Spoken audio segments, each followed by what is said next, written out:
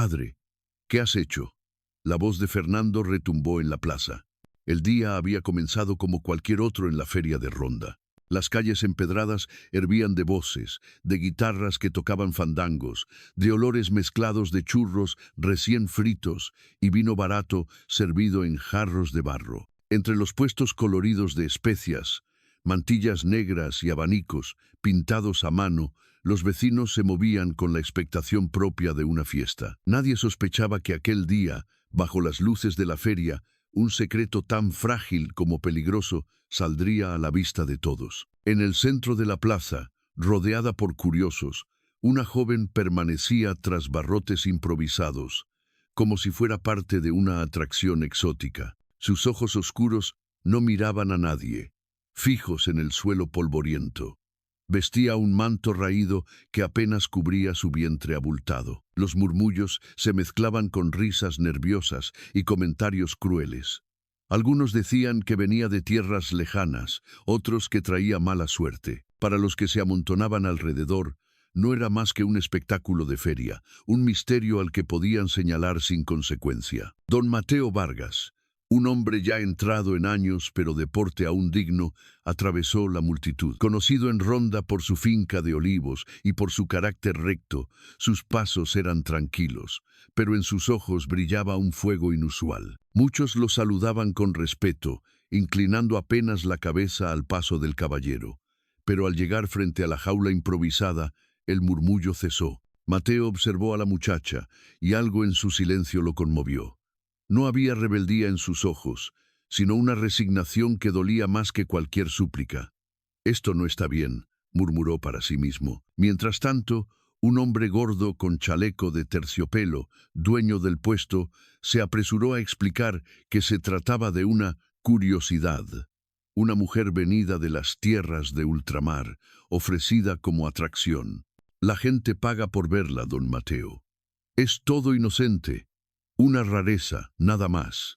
Pero en la voz del mercader había avidez, y en la mirada de los curiosos, crueldad disfrazada de diversión. Mateo clavó la vista en él y, con calma, pronunció: «¿Cuánto?». El hombre parpadeó sorprendido. No esperaba que alguien quisiera comprar, no la atracción, sino la dignidad de la joven.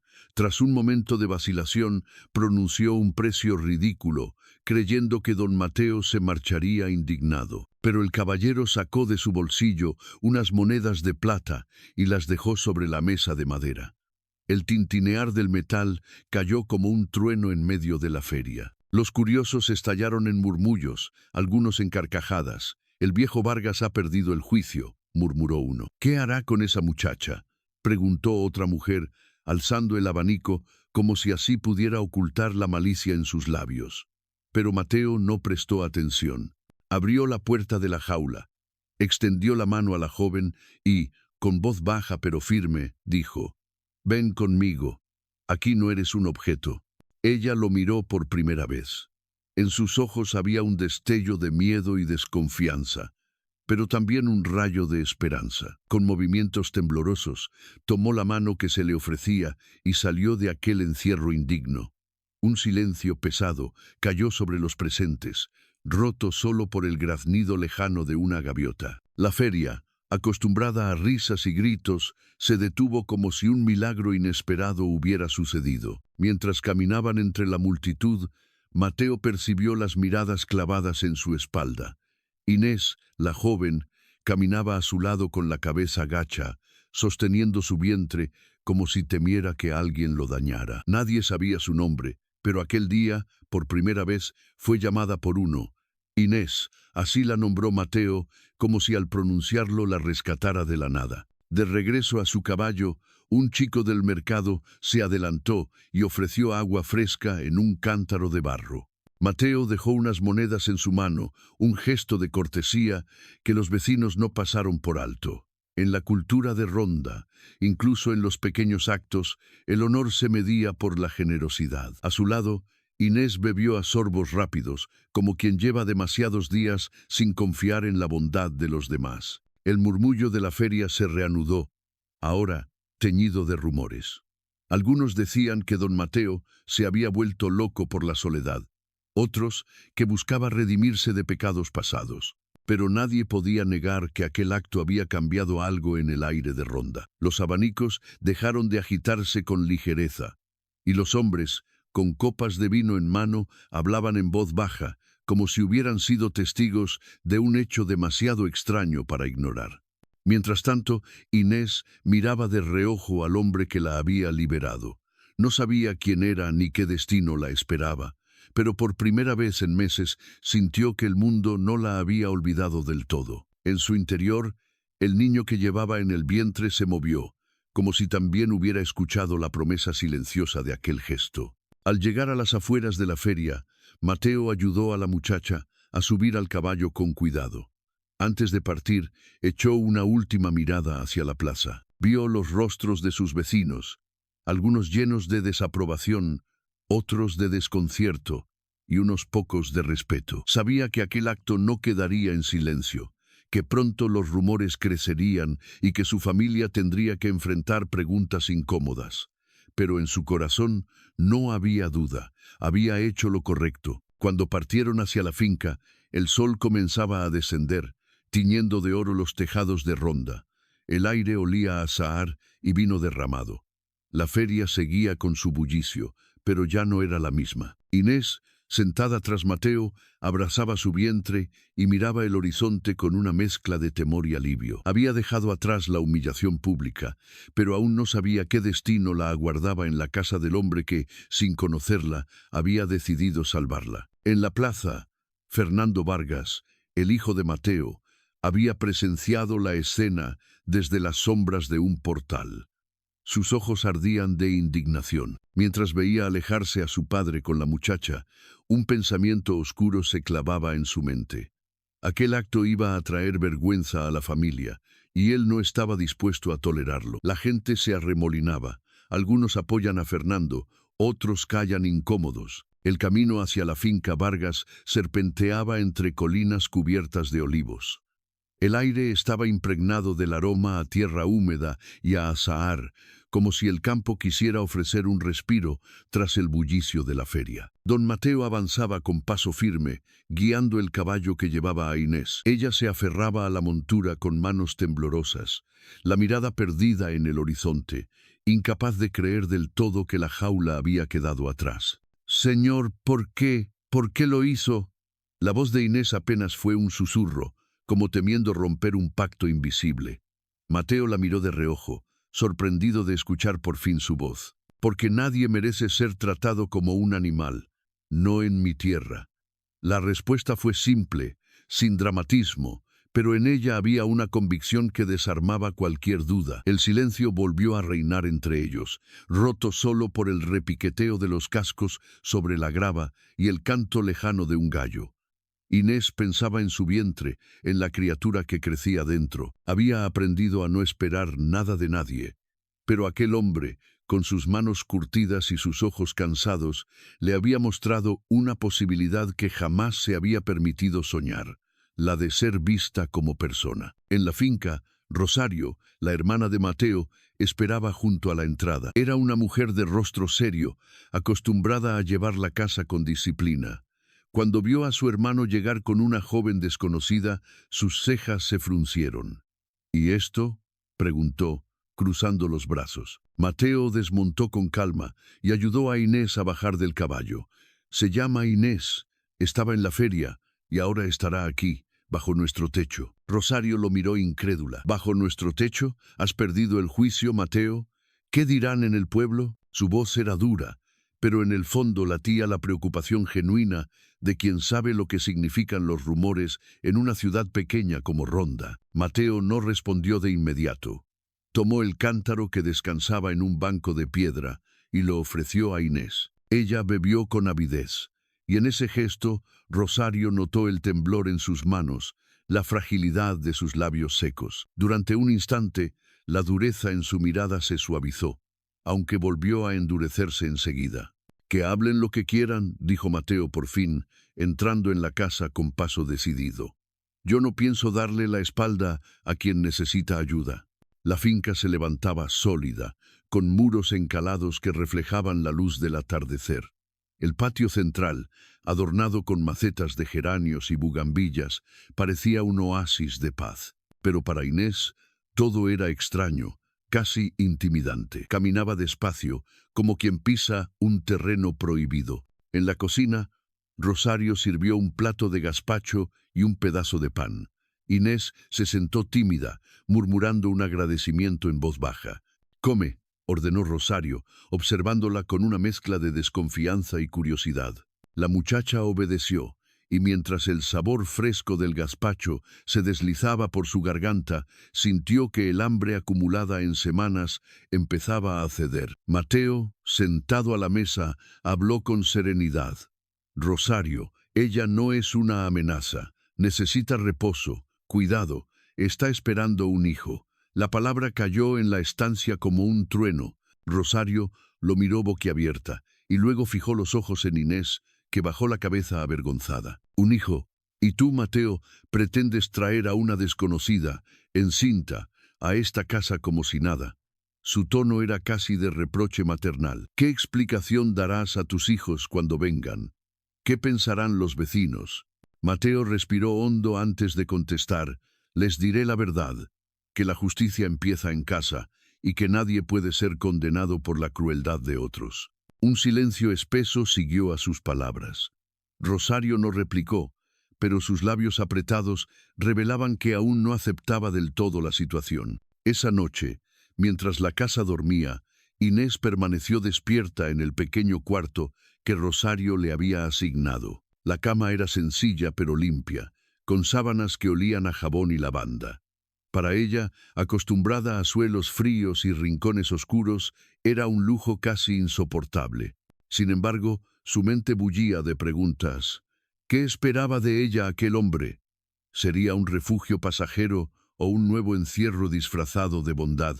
Al otro lado del patio, Mateo también velaba.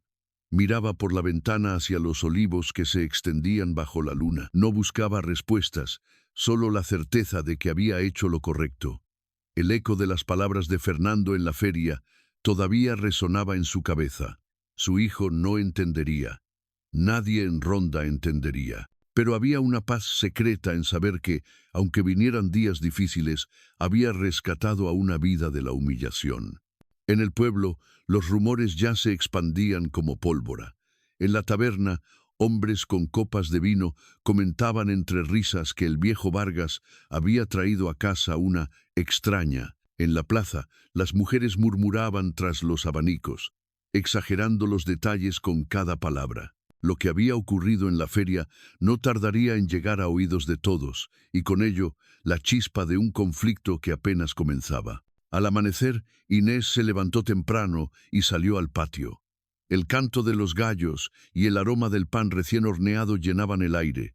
Por primera vez en mucho tiempo, respiró hondo sin sentir miedo inmediato. Apoyó una mano sobre su vientre y cerró los ojos. El sol bañaba las colinas, y aunque el futuro seguía incierto, en su corazón se encendía una chispa de esperanza.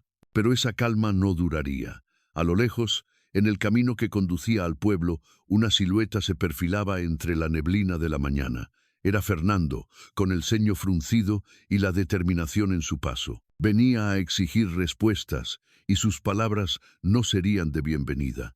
La tranquilidad de la finca estaba a punto de quebrarse. El sol apenas asomaba entre los tejados de Ronda cuando Fernando apareció en la finca Vargas. Su silueta recortada contra la luz del amanecer anunciaba problemas antes incluso de que hablara. Inés, que barría con timidez el patio, se quedó paralizada al verlo cruzar la entrada con el ceño fruncido y el paso rápido. «Padre, ¿qué significa esto?». La voz de Fernando resonó en el aire fresco de la mañana. Rosario, que estaba colocando jarras de leche sobre la mesa del desayuno, levantó la cabeza de golpe, sabiendo que aquel enfrentamiento era inevitable. Mateo salió del interior de la casa con calma, como si hubiera esperado ese momento desde la feria. «Significa que bajo este techo nadie será tratado con deshonra», contestó don Mateo con voz firme. «La joven se queda aquí». Fernando lo miró incrédulo. Después volvió sus ojos hacia Inés, que bajaba la vista, sosteniendo el vientre como si quisiera hacerse invisible. La joven, una desconocida, embarazada, traída de quién sabe dónde, ¿y la metes en nuestra casa como si fuera de la familia? Mateo respiró hondo. El silencio entre padre e hijo se llenó de tensión. Rosario intentó intervenir, sirviendo pan recién horneado y café caliente, como si un desayuno pudiera suavizar un pleito tan hondo. Siéntate, Fernando, come algo antes de hablar más. Pero Fernando no se movió. Lo que vi en la feria fue una locura. Te reíste de todos los que confiaban en tu sensatez. Ahora el pueblo entero murmura. ¿Sabes lo que dicen? Que has perdido la razón por la soledad, que esa mujer es una mancha en nuestro apellido. Inés sintió cómo cada palabra se le clavaba como espinas. No quería ser causa de discordia y mucho menos de vergüenza. Aún así, permaneció en silencio, recordando la voz de Mateo en la feria. Aquí no eres un objeto. Esa frase era lo único que la mantenía en pie. Mateo se acercó a su hijo y mirándolo a los ojos dijo: prefiero ser motivo de burla que de injusticia.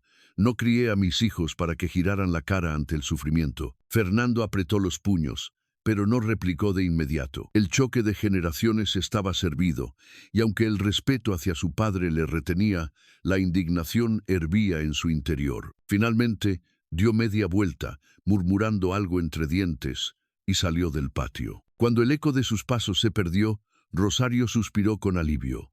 Esto no ha hecho más que empezar, dijo, mirando a Inés con ojos menos severos que la víspera. Pero ya que estás aquí, tendrás que aprender a convivir con nosotros. No será fácil, muchacha. El resto de la mañana transcurrió en la rutina de la finca. Inés ayudó en lo que pudo, barriendo el patio, ordenando las vasijas de barro, recogiendo aceitunas que habían quedado en el suelo tras la última cosecha. Rosario observaba desde la sombra, sin dejar escapar un gesto, calibrando cada movimiento de la muchacha. En la comida, se sirvió un guiso de lentejas con chorizo, acompañado de vino tinto. Inés, aún torpe con las costumbres, esperó a que los demás se sirvieran antes de probar bocado. Mateo, consciente de su nerviosismo, le sonrió con discreción, como quien ofrece seguridad sin palabras. Esa tarde, mientras el sol caía sobre los olivares, Mateo llevó a Inés a recorrer los campos. «Mira», dijo señalando las hileras interminables de árboles, «estos olivos han visto pasar generaciones.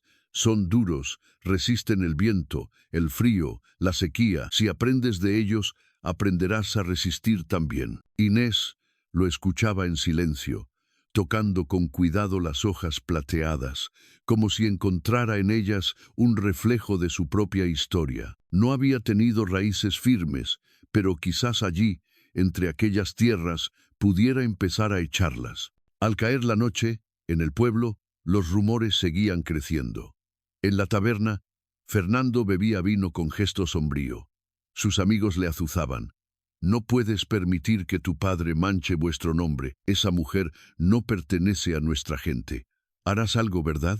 Fernando no respondía, pero su silencio cargado de rabia hablaba más que cualquier palabra. De regreso en la finca, Inés se acomodó en su cuarto.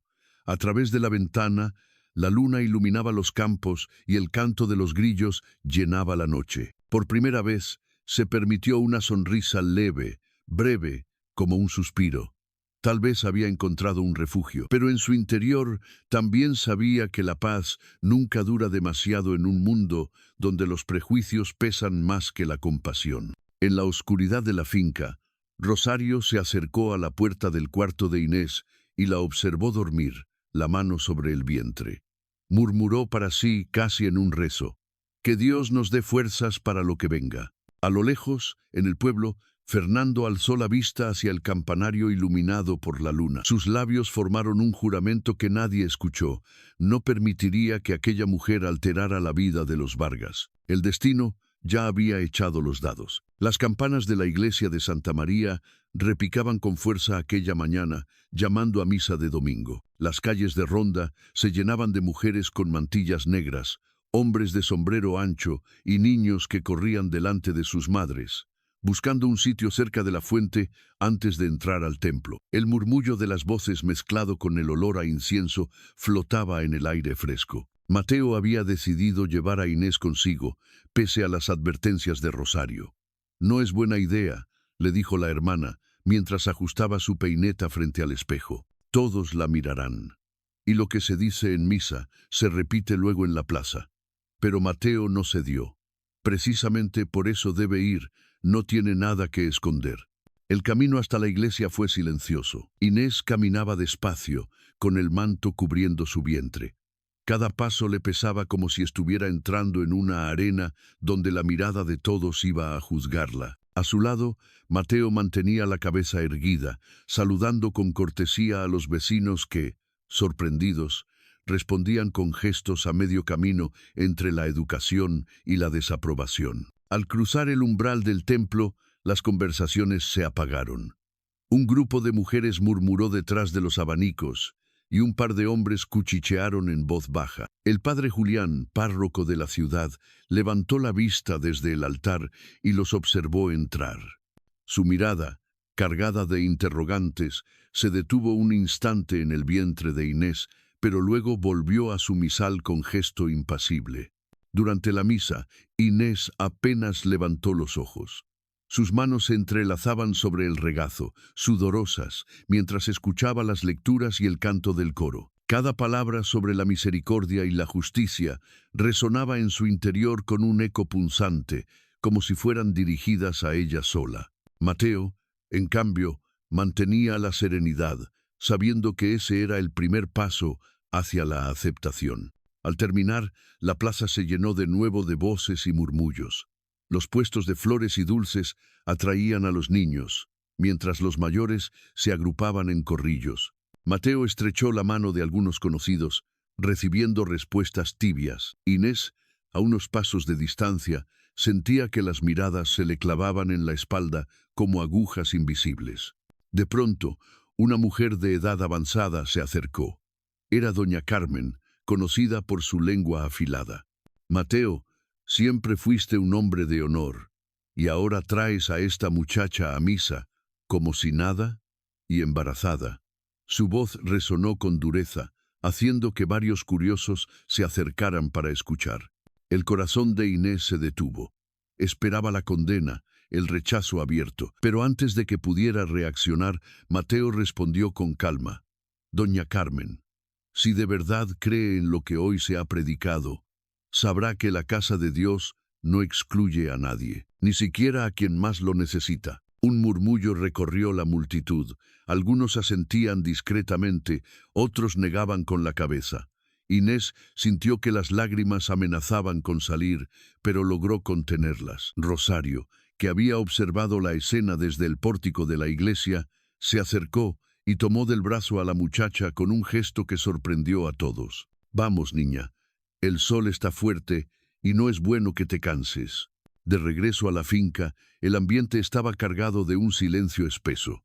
En la mesa del almuerzo se sirvió puchero andaluz con garbanzos, un plato tradicional de los domingos. Rosario lo colocó frente a Inés sin decir nada, pero el gesto fue claro. Al menos en casa se le reconocía un lugar en la mesa. Por la tarde, Mateo trabajó en los olivares, mientras Inés lo acompañaba en silencio. El canto de las cigarras llenaba el aire y el sol se filtraba entre las ramas plateadas. En un momento de descanso, Mateo le dijo: «No temas a las miradas, Inés. El tiempo cambia los juicios de los hombres, pero mientras tanto, aquí tendrás un sitio». «Ah». Ella asintió en silencio, sintiendo por primera vez que sus lágrimas no eran solo de miedo, sino también de gratitud. Esa noche, en el pueblo, Fernando escuchaba las historias que corrían tras la misa. Los amigos lo incitaban: «Tu padre se está riendo de todos. Si no haces algo, el apellido Vargas será un hazmerreír». Fernando apretó la mandíbula, alimentando la idea de que debía tomar medidas. En la finca, Inés se acomodaba para dormir cuando escuchó un ruido lejano en la noche. El viento traía consigo el rumor de pasos sobre la grava, demasiado leves para ser de Mateo. Su corazón latía con fuerza. Afuera, entre la penumbra de los olivos, una sombra parecía acechar, observando la casa con paciencia peligrosa. La calma aparente estaba a punto de quebrarse. La noche envolvía la finca Vargas con un silencio inquietante, roto solo por el crujido de las ramas movidas por el viento. Inés, sentada en su cama, no podía apartar de la mente aquella sombra que había visto entre los olivos. La sensación de ser observada la mantenía en vilo, incapaz de entregarse al sueño. Al amanecer, los primeros rayos de sol disiparon las dudas, pero no la inquietud. Mientras ayudaba a Rosario en la cocina, Inés se atrevió a mencionarlo. Anoche me pareció ver a alguien fuera, cerca de los árboles. Rosario, acostumbrada a no dejarse impresionar, frunció el ceño. En el campo, los ruidos engañan. Puede que fuera un perro o el viento. Sin embargo, su mirada traicionaba una chispa de preocupación. Mateo, que entraba en ese momento con las manos manchadas de tierra, escuchó las palabras de Inés. Yo también noté algo extraño. Los perros ladraron más de lo habitual. Estaré atento. Sus palabras buscaban dar tranquilidad, aunque en el fondo intuía que aquello tenía un nombre. Fernando. Los días siguientes, la rutina en la finca trató de imponer calma. Inés se ocupaba de las tareas ligeras. Pelar ajos, regar las macetas del patio, coser ropa junto a Rosario. Poco a poco, la relación entre ambas comenzó a suavizarse. Una tarde, Rosario le enseñó a preparar tortilla de patatas con la paciencia de quien transmite un secreto de familia. Inés, torpe al principio, fue ganando confianza, y en ese gesto sencillo se sintió, por primera vez, parte de un hogar. Pero fuera de la finca, la tensión crecía. En la taberna del pueblo, Fernando se reunía cada noche con un pequeño grupo de hombres. Entre vasos de vino y golpes en la mesa, repetían las mismas frases. La honra de tu familia está en juego. Esa mujer trae desgracia.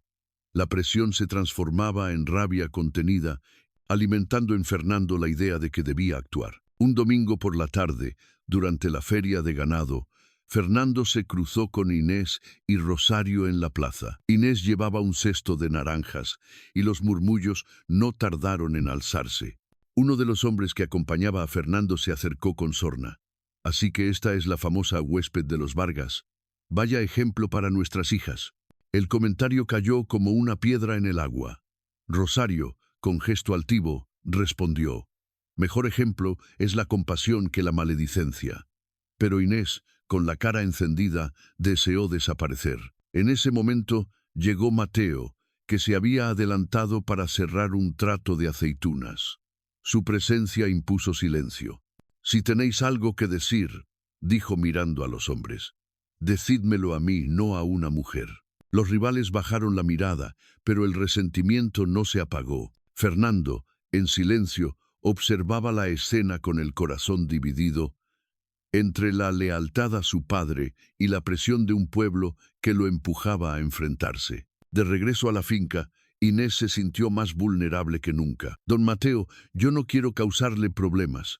Quizás debería marcharme. Mateo negó con la cabeza, posando una mano firme sobre su hombro. No, Inés, si huyes ahora siempre huirás.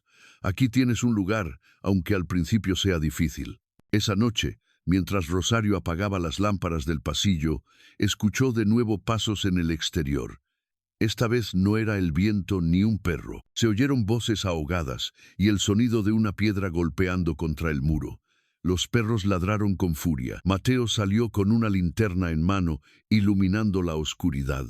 A lo lejos, entre los olivos, alcanzó a ver varias figuras que se dispersaban corriendo. Cuando regresó, Rosario lo esperaba con gesto grave. Esto no puede seguir así, Mateo. Nos pondrán la finca patas arriba. Y lo sabes, Fernando está detrás de todo. Mateo apretó los labios, mirando hacia la habitación donde Inés dormía, ajena al sobresalto. Sabía que no podía enfrentar a su propio hijo con violencia, pero tampoco podía permitir que el miedo se adueñara de la casa. En el pueblo, mientras tanto, Fernando escuchaba a sus compañeros celebrando la advertencia de aquella noche. Pero en su interior, una punzada de duda lo atravesaba. Recordaba la mirada firme de su padre en la plaza y el silencio temeroso de Inés. ¿Era de verdad justicia lo que buscaba? ¿O solo ceguera ante la presión de los demás? La pregunta lo perseguía mientras bebía un último trago de vino. Al salir de la taberna, la luna iluminaba las calles vacías. En ese instante, supo que la decisión estaba cada vez más cerca. El choque entre padre e hijo era inevitable, y cuando llegara, nada volvería a ser igual. El amanecer trajo consigo un aire tenso, como si los propios olivos presintieran lo que estaba por suceder. En la finca Vargas, la rutina de cada día se cumplía con movimientos mecánicos, pero bajo la superficie todos sabían que algo se avecinaba. Rosario, al amasar pan en la cocina, lanzaba miradas inquietas hacia la ventana. Inés, recogiendo la ropa tendida, se sorprendía a sí misma mirando constantemente hacia el camino de entrada. Y Mateo, mientras revisaba las herramientas del campo, no podía apartar de la mente una certeza amarga. Su hijo vendría a pedir cuentas. El encuentro ocurrió una tarde, cuando el sol teñía de oro las colinas. Fernando llegó montado a caballo, con la determinación marcada en el rostro. No venía solo. 2 hombres del pueblo lo acompañaban, testigos silenciosos de lo que sería un enfrentamiento de honor. Al verlos entrar en el patio, Inés dejó caer la cesta de verduras que llevaba en las manos. «Padre», empezó Fernando con voz firme, «he soportado tus decisiones en silencio, pero ya no más. Esta finca, este apellido, no pueden arrastrarse en la vergüenza.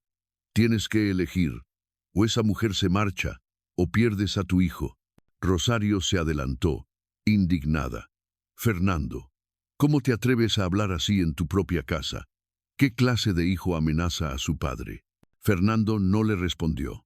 Su mirada estaba clavada en Mateo, que permanecía erguido frente a él, sin un gesto de miedo.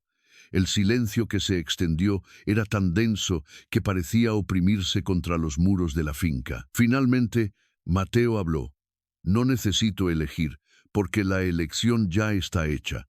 Inés se queda, no porque lo diga yo, sino porque es lo justo. Si te avergüenza tu padre por proteger a una inocente, entonces la vergüenza no es mía». Las palabras resonaron con fuerza, pero Fernando no se dejó ablandar. «No entiendes, padre. El pueblo entero te señala. Tus vecinos, tus amigos de siempre, todos creen que has perdido la cabeza.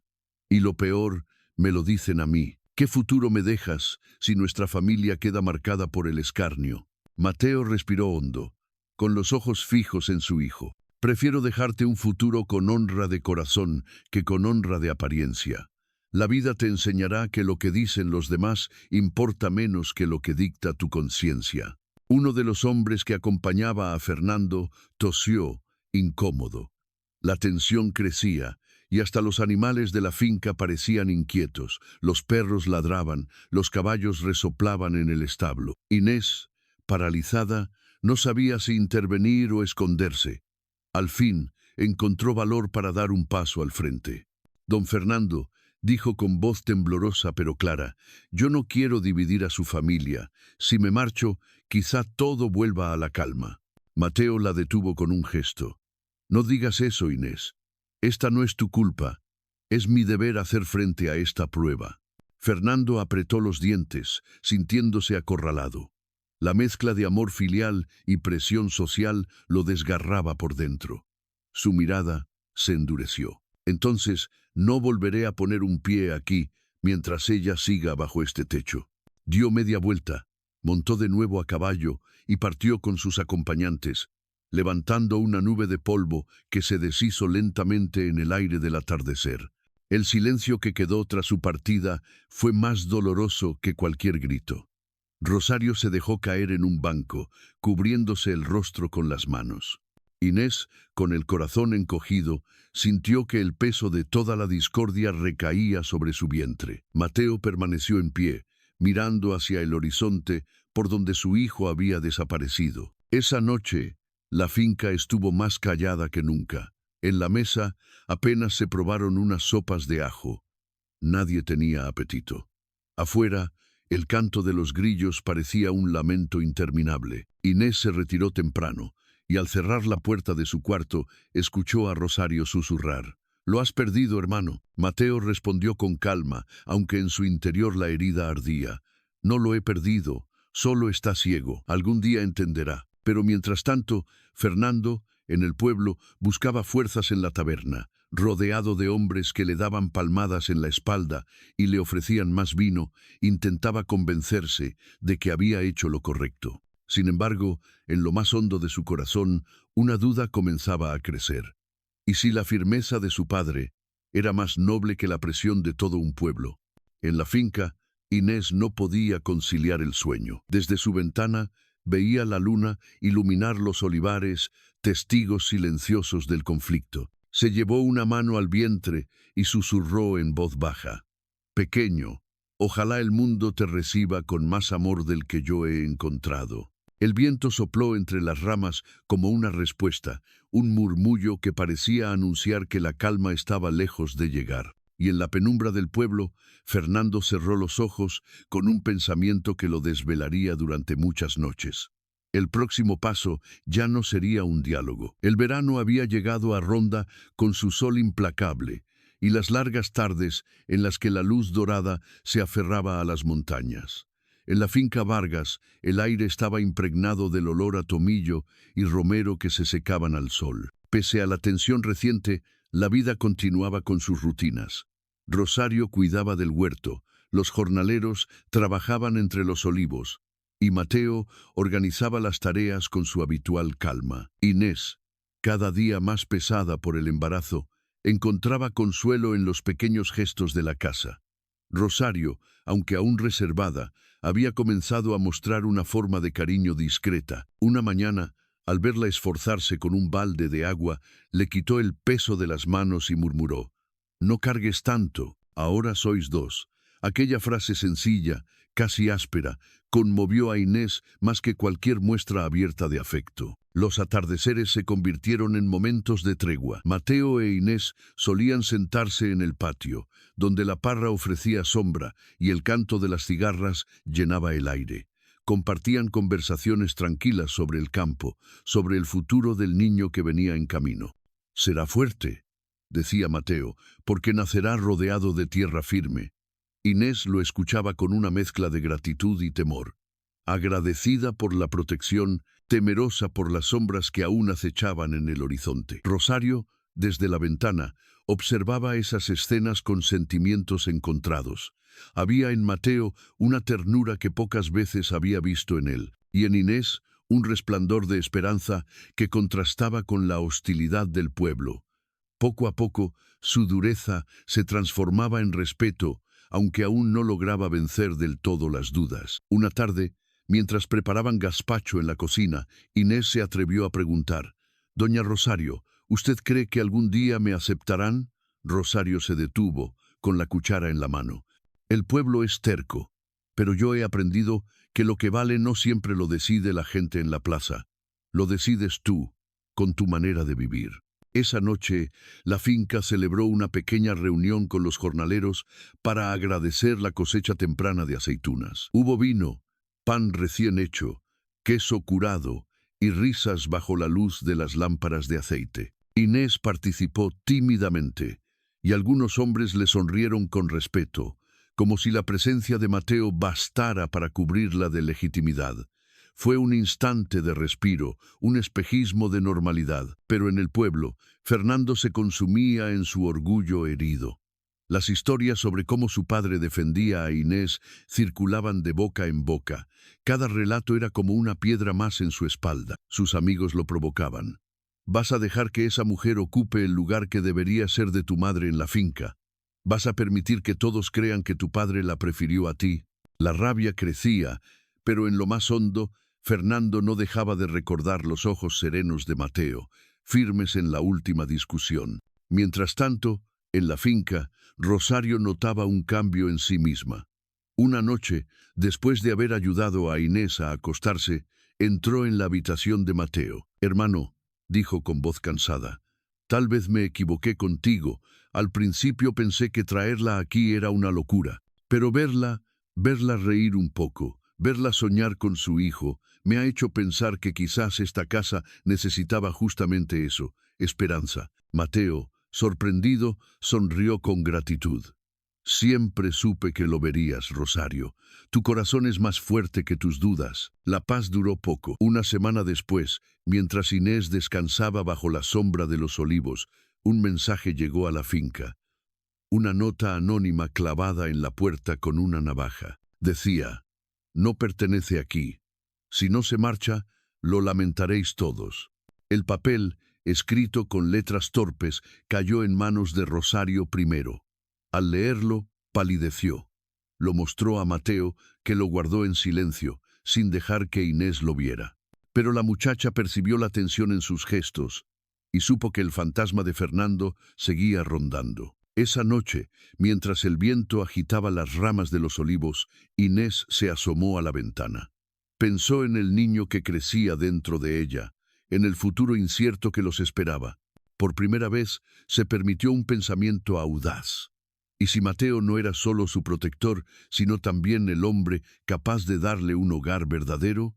En ese instante sintió un estremecimiento, no solo por la emoción, sino por la certeza de que las amenazas se harían más fuertes. La sombra que había comenzado con un simple rumor ahora se acercaba con paso decidido. Y en el pueblo, Fernando, mirando la catedral iluminada por la luna, apretaba los puños. Había llegado el momento de ir más allá de las palabras. La taberna de Ronda estaba más concurrida que de costumbre aquella noche. El calor del verano empujaba a los hombres a buscar alivio en jarras de vino y en conversaciones cargadas de rumores. Las lámparas de aceite iluminaban los rostros sudorosos y entre el humo del tabaco flotaba un único nombre: Inés. Dicen que ya no es huésped, que ahora manda en la finca como si fuera dueña, murmuraba uno, y que Mateo la protege como si se tratara de su sangre, respondía otro, golpeando la mesa con la jarra. Las risas y burlas llenaban el aire, pero debajo de ellas había un veneno más profundo: la sospecha, la envidia, el deseo de ver caer a quien parecía desafiar las normas del pueblo. Fernando, sentado en un rincón, escuchaba con el ceño fruncido. Cada palabra era como una espina clavándose más hondo. Uno de sus amigos lo incitó: ¿qué vas a hacer? Si tu padre no sabe guardar la honra, tendrás que hacerlo tú. Fernando no respondió de inmediato, pero en su mirada brillaba una decisión creciente. Mientras tanto, en la finca, Inés intentaba mantener la calma. Rosario, cada vez más cercana, la había acompañado esa tarde a caminar por el mercado. Inés, con el vientre ya notorio, se sentía expuesta a las miradas de todos. Algunas mujeres se apartaban al verla, otras susurraban entre sí. Rosario, con gesto altivo, la tomó del brazo y siguió adelante. «Que hablen», dijo en voz baja. «Siempre hablarán. Lo importante es que aprendas a mirarlos de frente». A pesar de esas palabras, Inés volvió a casa con el corazón encogido. Se refugió en el patio, donde el olor a jazmín se mezclaba con el aire cálido de la noche. Mateo se unió a ella, trayendo 2 vasos de agua fresca. «No dejes que los rumores te derrumben», le dijo con serenidad. «La verdad se sostiene sola, aunque tarde en imponerse». Los días siguientes, los rumores se intensificaron. Llegaban incluso a los jornaleros, que murmuraban mientras recogían aceitunas. Algunos, fieles a Mateo, no daban crédito a las habladurías.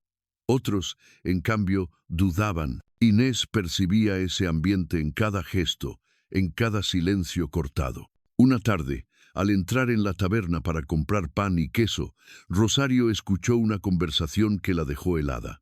2 hombres reían mientras uno decía: «Pronto veremos cómo termina esa historia. Nadie puede desafiar al pueblo entero». Rosario los enfrentó con la mirada encendida. «Cuidado con lo que deseáis. A veces la justicia de los hombres se convierte en injusticia de Dios». Salió de allí con el corazón golpeando fuerte, convencida de que la amenaza contra Inés se acercaba a pasos agigantados. Esa misma noche, en la finca, un extraño presentimiento recorrió la casa. Los perros no paraban de ladrar, como si olieran un peligro cercano. Mateo salió al patio, alumbrando con un candil, pero no vio nada. Inés, desde su ventana, observaba el campo iluminado por la luna, preguntándose cuánto tiempo más podrían resistir la presión del pueblo. Rosario, que hasta hacía poco había visto a Inés con desconfianza, se sentó a su lado en la cocina.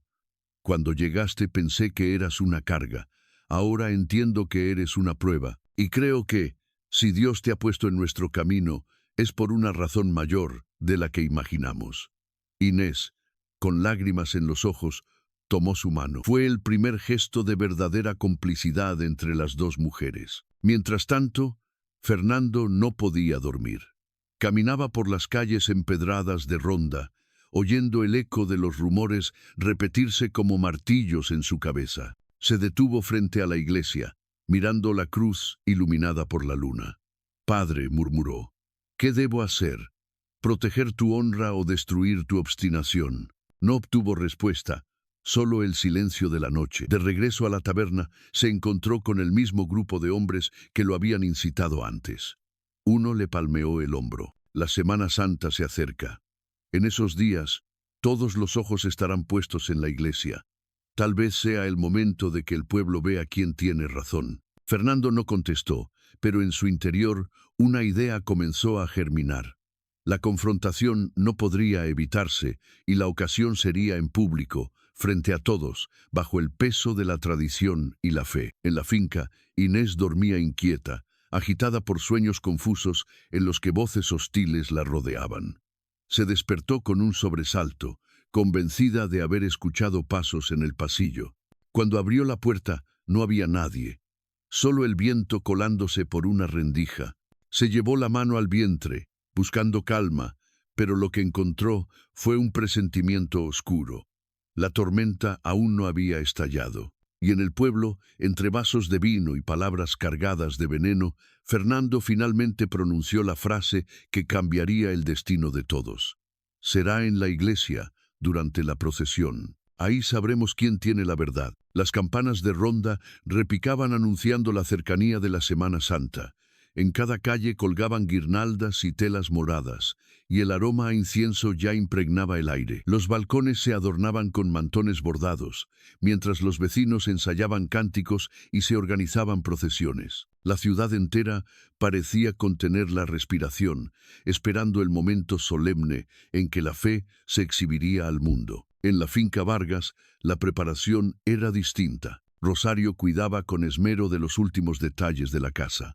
Las flores frescas en el patio, los manteles de lino en la mesa, los cirios listos para la noche de vigilia. Inés, con su vientre ya muy notorio, ayudaba en lo que podía, aunque Mateo le insistía en que descansara. «Noquiero que te canses, niña», le repetía, con esa mezcla de autoridad y ternura que la hacía sentirse protegida. Pero en el corazón de Inés había un torbellino. Soñaba con caminar entre la gente sin sentir las miradas cargadas de juicio, con ver la procesión como cualquier mujer del pueblo. Aún así, sabía que su presencia sería un desafío. Rosario lo intuyó una tarde, cuando la encontró mirando los vestidos en un cofre. «¿Quieres ir a la procesión?», preguntó suavemente. Inés asintió. Rosario suspiró. «Entonces iremos juntas. Que hablen lo que quieran». Los días previos se llenaron de preparativos. En el mercado, las panaderas ofrecían torrijas y pestiños. En las plazas, los niños jugaban con tambores de hojalata, imitando a los cofrades. Inés, acompañada por Rosario, se aventuró a comprar un velo negro. Aunque sentía las miradas de desaprobación, también notaba un nuevo detalle. Algunos la observaban con compasión, como si la maternidad suavizara el juicio implacable del pueblo. Mateo se mantenía firme. «No temo al que dirán», dijo una noche mientras cenaban sopa de pescado. «Lo que temo es que olvidemos vivir por miedo a los demás». Rosario, escuchándolo, se dio cuenta de que aquellas palabras no eran solo para Inés, sino también para ella, que durante mucho tiempo había dejado que el qué dirán gobernara su vida. Fernando, en cambio, se preparaba de otra manera. Mientras el pueblo ensayaba cantos y procesiones, él alimentaba su resentimiento. En la taberna, cada vaso de vino era acompañado de palabras de desafío.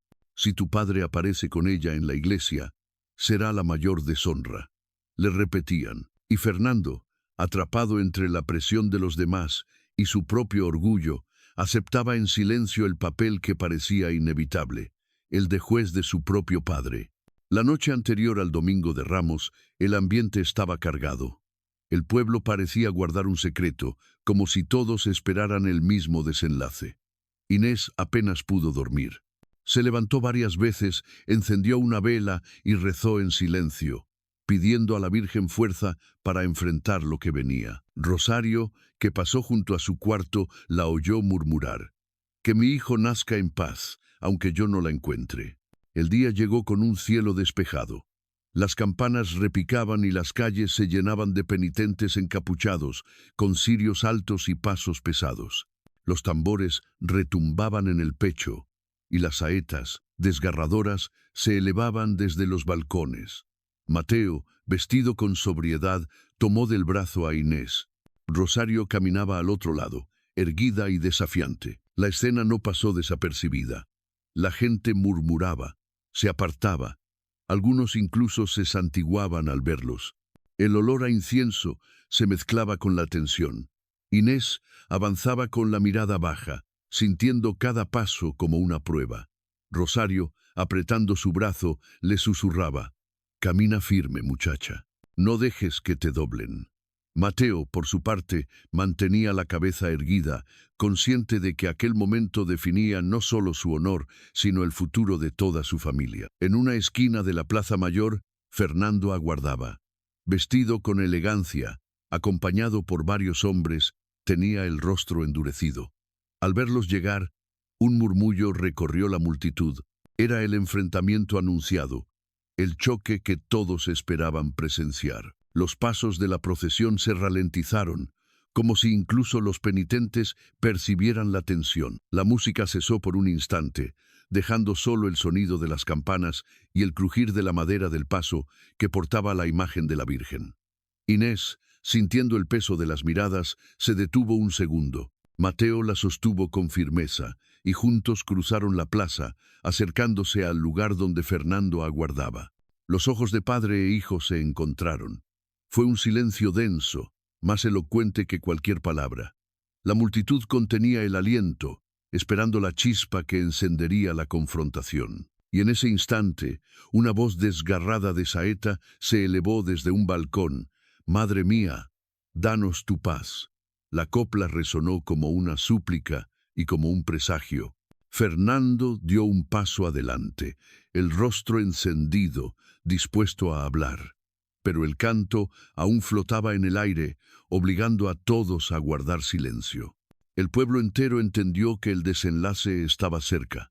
El silencio en la plaza era tan denso que se podía escuchar el chisporroteo de las velas de los cirios. Todos los ojos estaban fijos en el punto donde Mateo, con Inés de la mano y Rosario a su lado, se encontraba frente a Fernando. Padre e hijo, separados por un abismo de orgullo y dolor, se miraban como si el mundo entero hubiese desaparecido alrededor. Fernando fue el primero en romper el silencio. Su voz resonó cargada de rabia y desgarro. «¿Hasta cuándo, padre? ¿Hasta cuándo vas a manchar nuestro nombre con esta mujer?». Un murmullo recorrió la multitud, como el viento que se cuela entre las ramas de los olivos. Inés sintió que las piernas le flaqueaban, pero Mateo apretó su mano con fuerza. Rosario, firme, se adelantó un paso, como dispuesta a interponerse si la situación escalaba. «No hay mancha en la verdad», respondió Mateo con voz grave, serena pero firme. «Inés, no es deshonra, Fernando, es esperanza». El joven rió amargamente. «Esperanza. ¿Llamas esperanza a una forastera que todos desprecian? ¿Llamas honor a traerla bajo este techo mientras mi madre yace en el cementerio?». Las palabras, afiladas como cuchillos, hicieron estremecer a la multitud. Algunos asentían en silencio, otros bajaban la cabeza, incapaces de sostener la dureza de la escena. Inés, con lágrimas contenidas, quiso hablar, pero Mateo le acarició suavemente la mano, pidiéndole paciencia. «Tu madre vive en nosotros con cada recuerdo, con cada trabajo hecho en esta tierra. Nadie la sustituye. Pero tampoco podemos condenar a una inocente por miedo al que dirán». Fernando apretó los puños, los ojos brillantes de furia y de dolor. La procesión, como suspendida en el tiempo, parecía haberse detenido. Los penitentes aguardaban inmóviles, los tambores callaban y la imagen de la Virgen miraba desde su trono como testigo de aquel juicio familiar. Un hombre del pueblo, incapaz de contenerse, gritó: «Que hable ella, que diga quién es y por qué merece quedarse». El clamor se extendió. Todas las miradas se posaron sobre Inés. El aire se volvió insoportable.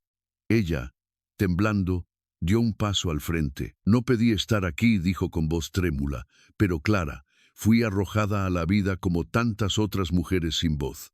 Estoy sola, esperando un hijo, y solo busco un lugar donde no se me mire con odio. Si esta tierra me rechaza, me iré, pero no me arrodillaré ante vuestra crueldad». Su confesión cayó como un rayo. Hubo un silencio profundo, roto apenas por el llanto contenido de algunas mujeres entre la multitud.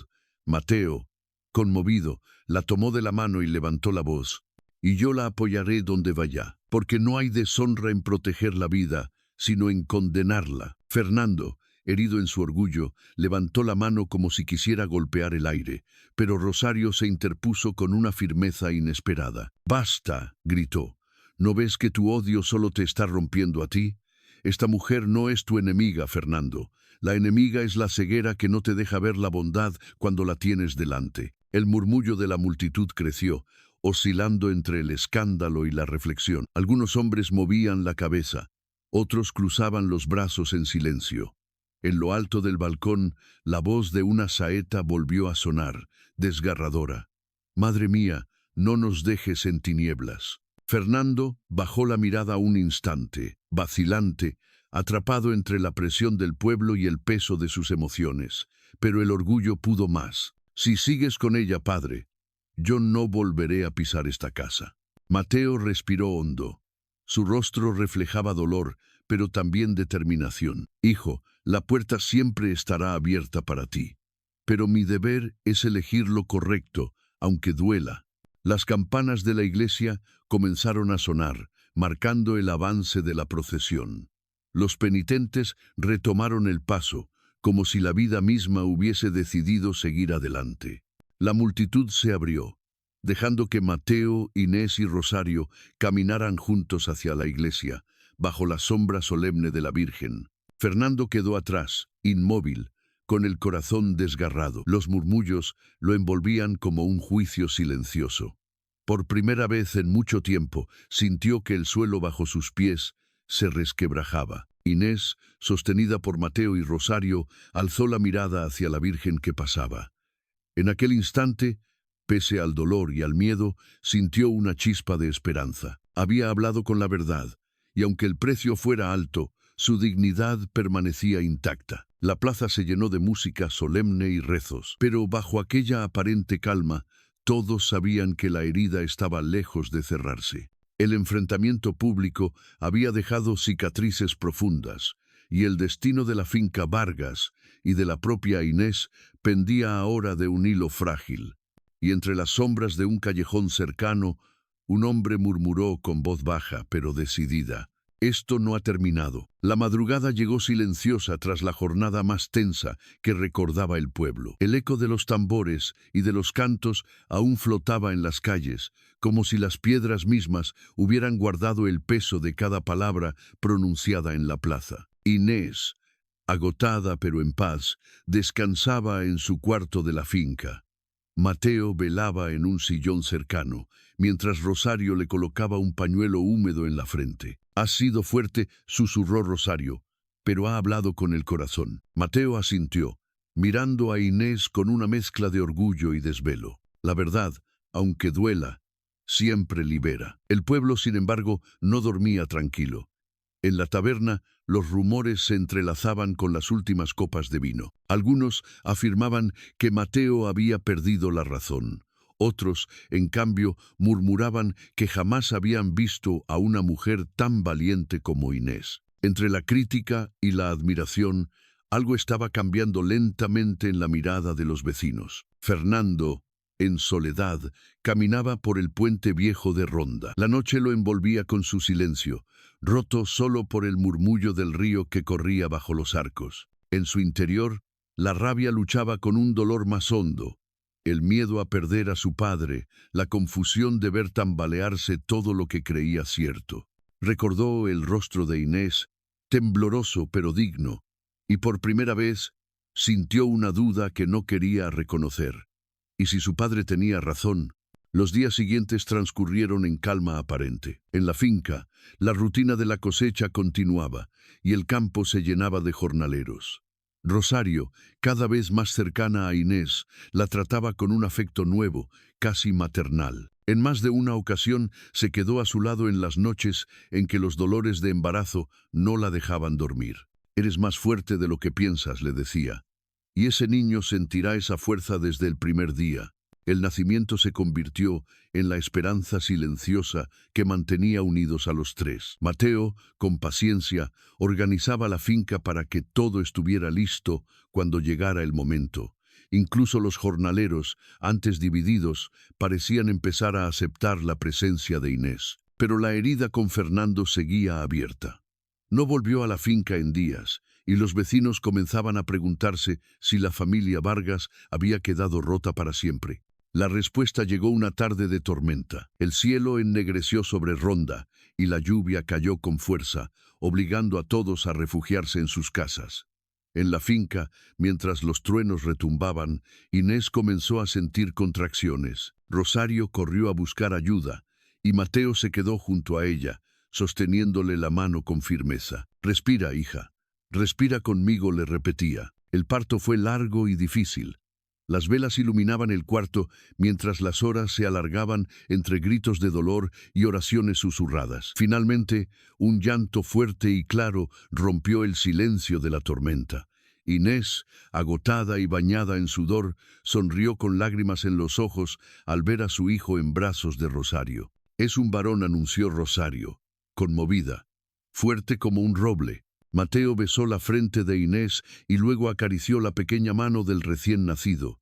En ese instante, la finca se llenó de una paz que contrastaba con la furia de la tormenta afuera. Al amanecer, la noticia del nacimiento se extendió por el pueblo. Algunos lo recibieron con indiferencia, otros con curiosidad.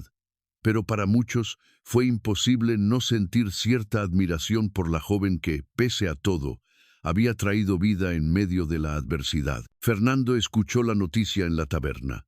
Durante un largo rato permaneció en silencio, con la mirada fija en su copa de vino. Finalmente se levantó, dejando unas monedas sobre la mesa, y salió bajo la llovizna que aún caía. Sus pasos lo llevaron, casi sin pensarlo, hasta la finca. Cuando llegó, encontró a Mateo en el patio, recogiendo agua de la lluvia en cántaros. Sus miradas se cruzaron, tensas pero contenidas. «He venido a ver al niño», dijo Fernando, con voz baja. Mateo lo observó unos segundos y luego asintió. Lo condujo al cuarto donde Inés, pálida pero sonriente, sostenía al bebé. Rosario, de pie junto a la cama, lo miró entrar con cautela. Fernando se acercó despacio. El llanto suave del niño llenaba la habitación. Cuando Inés levantó la manta y le mostró el pequeño rostro, algo en Fernando se quebró.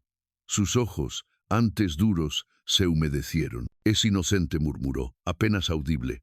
«No merece mi odio». «Inés», con voz serena, respondió, «ningún niño lo merece, y yo tampoco quiero guerra contigo». El silencio se prolongó unos segundos, hasta que Fernando, con un gesto torpe, acarició la cabeza del recién nacido.